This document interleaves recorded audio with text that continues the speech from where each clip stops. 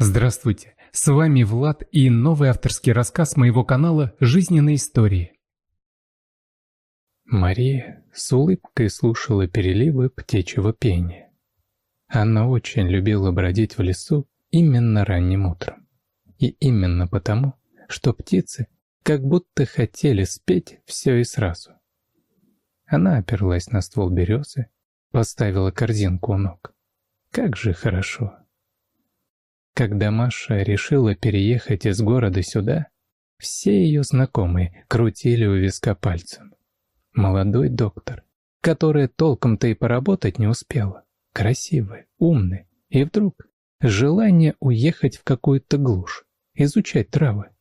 Да и как можно в деревне изучать травы? Там ни институтов, ни профессоров.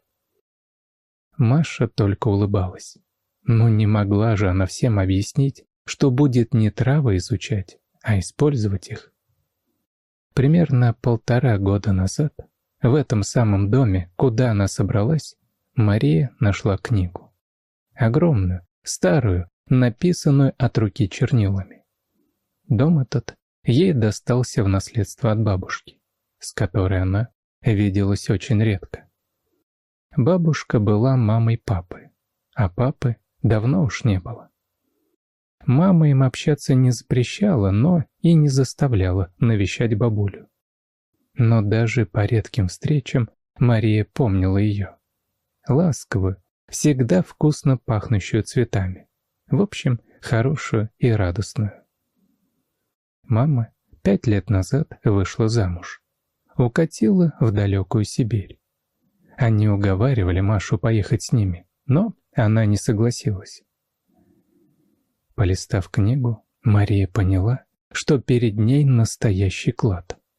Она боялась ее, боялась того, что там написано, потому что когда открывала книгу, она будто другой становилась.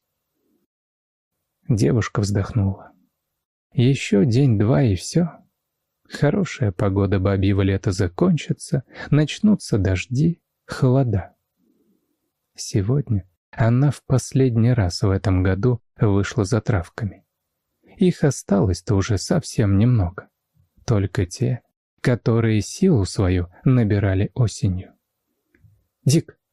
Маша позвала собаку, и тут же кусты затрещали. Рядом с ней остановился здоровенный пес. Язык свисал.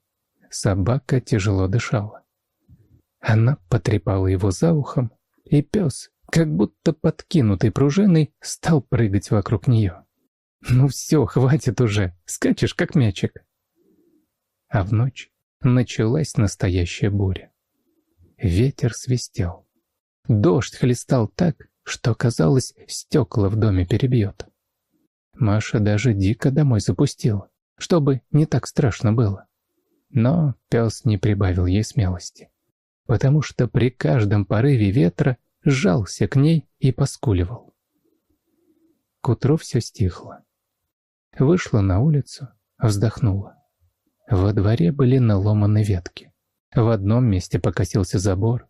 На сарае крышу задрало. Дел появилось столько, что скучать точно не придется.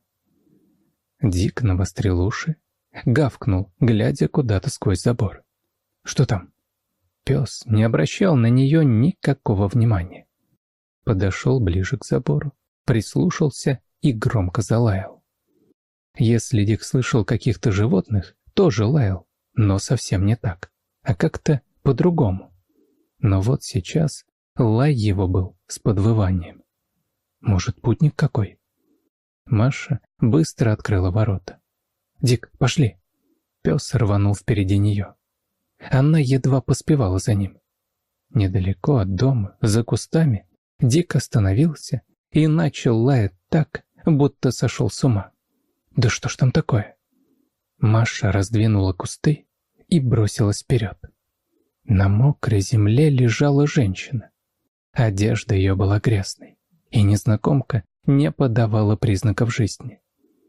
Маша быстро осмотрела ее. Дышит, но вся ледяная. Видимо, ночная непогода застала ее уже здесь. «Эй, эй, вы слышите меня?»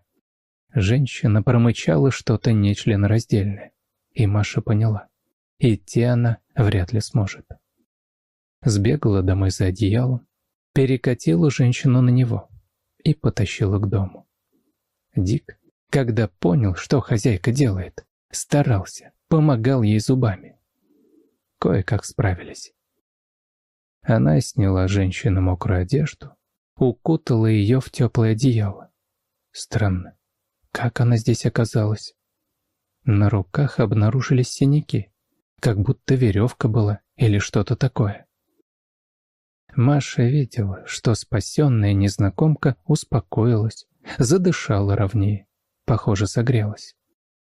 Девушка сполоснула одежду, развесила, посмотрела на мокрую сумку и открыла. Документы, бумаги какие-то. Маша просто вытащила все, чтобы просохло, и вернулась к гостье. У той начинался жар. И похоже, что дела были не очень хороши, потому что жар поднимался стремительно. Маша просидела возле нее всю ночь. Поила с ложечки отваром, растирала.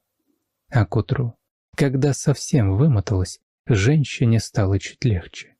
Она открыла глаза. «Вы кто?» «Я Маша. В лесу вас нашла, недалеко от моего дома». «А кто еще знает, что я здесь?» Было видно, что женщина безумно боится. «Никто не знает, не переживайте. Мой дом почти в лесу, и местные ко мне почти не заглядывают. А чего вы так боитесь?» Женщина попросила попить, потом заговорила. «У меня совсем недавно муж умер, и года не прошло. У нас свой бизнес, но весь он был записан на мужа. Не из каких-то там побуждений. Он очень хороший человек был, а просто потому, что так было удобнее. Никто ведь не ждал, не думал. И есть у нас сын. Очень долгое время детей не было. Потом, когда мне уж почти 40 стукнуло, я, наконец, забеременела. Такая тяжелая беременность, и роды страшные. Мы чуть не потеряли его. Я и сама провела 2 месяца в больнице, но все закончилось хорошо. Мы с Алешей души в нем не чаяли. Это же наш мальчик, наша кровиночка. Когда Стасик подрос, стало понятно, что мы как-то сильно избаловали его. Он не слушался, огрызался, учиться не хотел. А мы все надеялись, что это пройдет, что просто переходный возраст. Но становилось только хуже.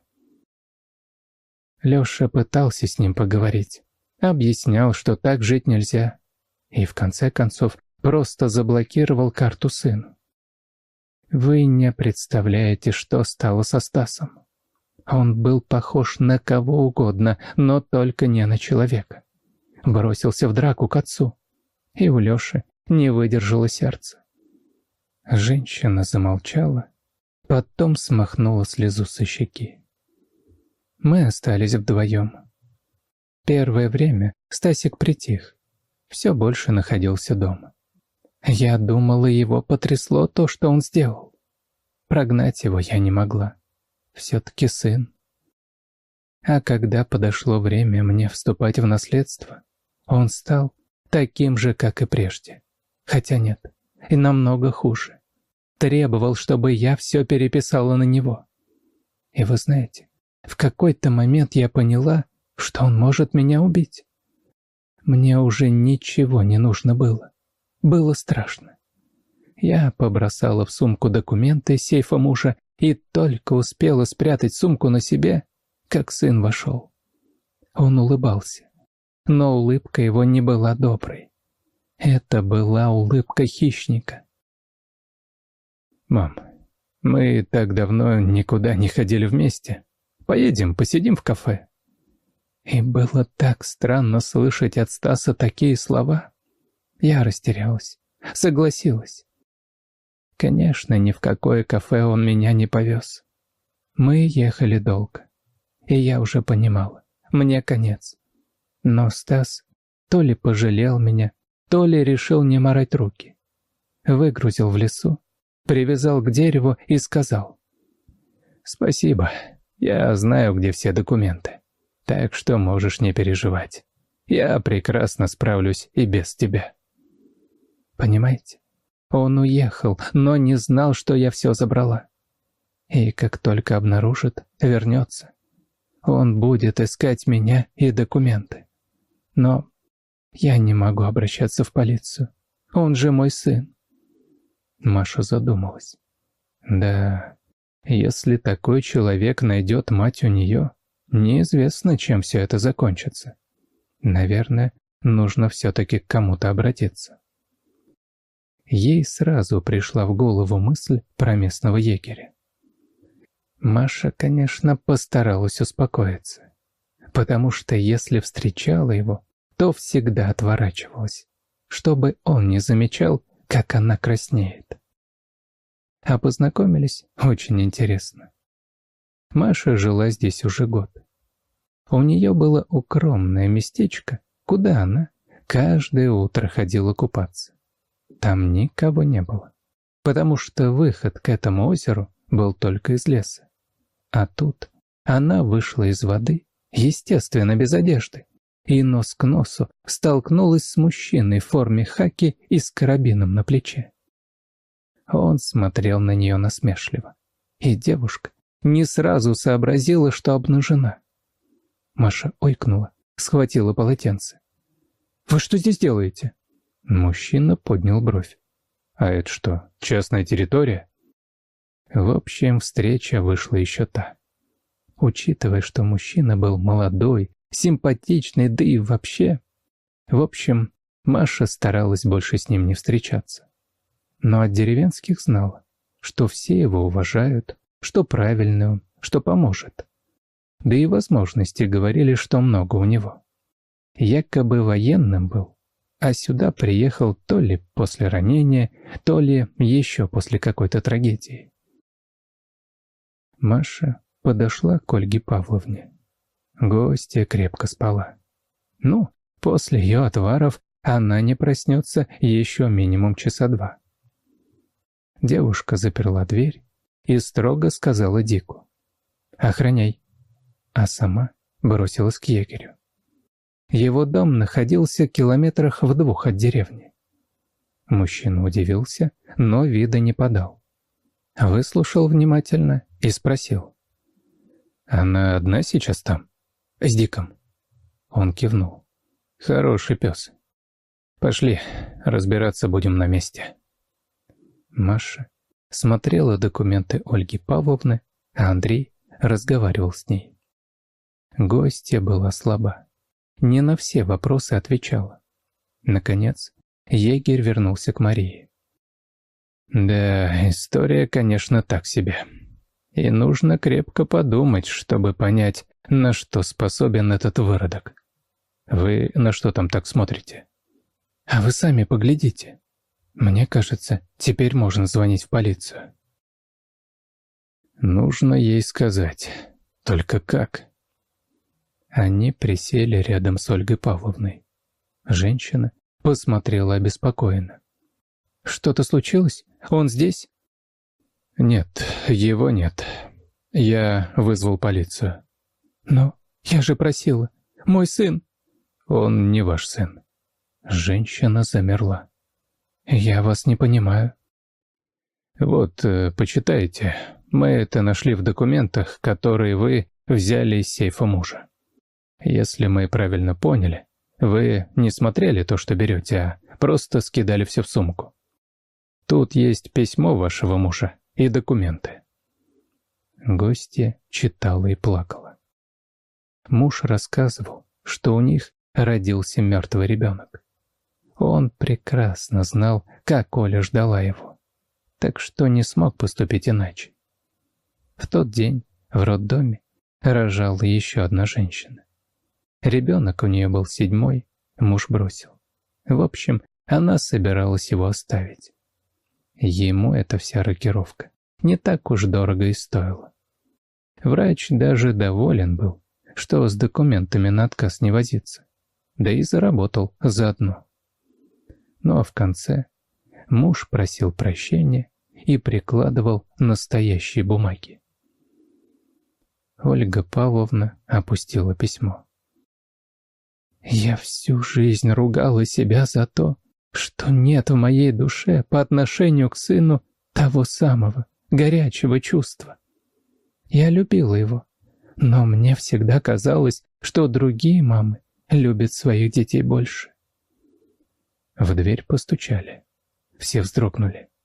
Дик встал в стойку, а потом разразился лаем. Андрей открыл. На пороге стоял молодой мужчина. Глаза злые, губы в тонкую линию сжаты. «Мать моя у вас? Она не в себе, ей лечение нужно, ее в больнице ждут». Андрей выглянул. «А где доктор?» «Какой доктор?» «Ну, который будет ее до больницы сопровождать и сможет диагноз подтвердить». «А ты кто такой, чтобы тебе что-то подтверждать? Дай забрать мать и живи спокойно». «К сожалению, не могу. Женщина находится в опасности, и эту опасность для нее представляете вы». «Чего вы несете, а? Говорю же, она не в себе. У нее мания преследования». Андрей усмехнулся, сложил руки на груди. «Нет, она просто не хочет никуда с вами ехать». Лицо Стаса перекосилось. «С дороги!» Он попытался оттолкнуть Андрея, но тут на дыбы встал Дик. Стас отступил, затем медленно вытащил пистолет. «Ну все, попали вы!» И навел оружие на Андрея. Дик прыгнул, раздался выстрел и сразу собачий визг. Маша закричала, кинулась к Дику. Андрей завалил Стаса.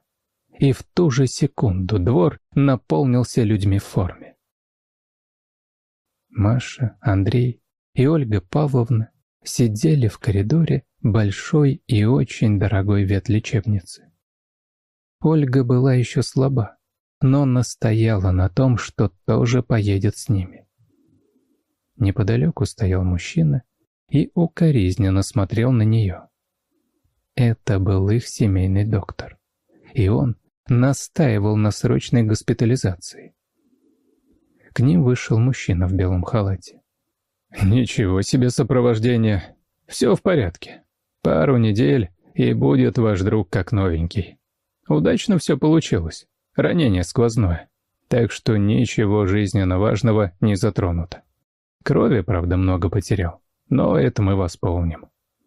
Маша расплакалась. Видимо, сказалось напряжение последних пары дней. Андрей обнял ее, вытер слезы. «Ну ты чего? Все ж хорошо будет». А Ольга Павловна улыбнулась. Что-то ей подсказывало, что теперь у Маши и правда все будет хорошо. И будет кому забор починить, и плечо будет, на которое можно опереться. «Ну что, давайте прощаться». Маша встала, обняла женщину. «Ребят, если вы не против, я буду вас навещать. Как ни крути, вы ж меня от верной смерти спасли. Чем бы все могло закончиться, одному Богу известно. Да и нет теперь у меня, получается, никого, кроме вас. Конечно, приезжайте, мы всегда рады вам будем. И вон того мужчину тоже берите, который переживает за вас больше, чем вы сами». Ольга Павловна посмотрела на врача и улыбнулась. «А что, возможно, воспользуюсь вашим советом. С Семой мы 100 лет знакомы. Он всегда делал мне кучу комплиментов». Через год Ольга Павловна устроила Маше и Андрею красивую свадьбу, а в качестве подарка оплатила Маше небольшую лабораторию. Если вам понравился рассказ, просьба поддержать меня кнопкой «Палец вверх». Для вас всего один клик, но для меня это очень важно. Спасибо.